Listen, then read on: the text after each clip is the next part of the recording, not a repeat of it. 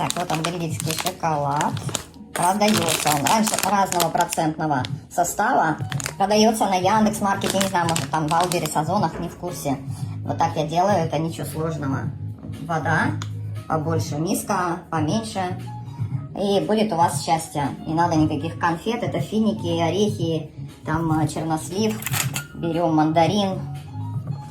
И сюда берем мандарин. И сюда окунаем. Вообще супер огонь. И шоколад.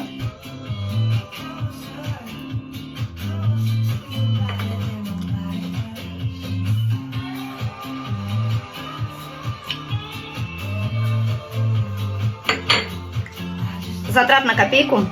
Вкусно, Мишлен.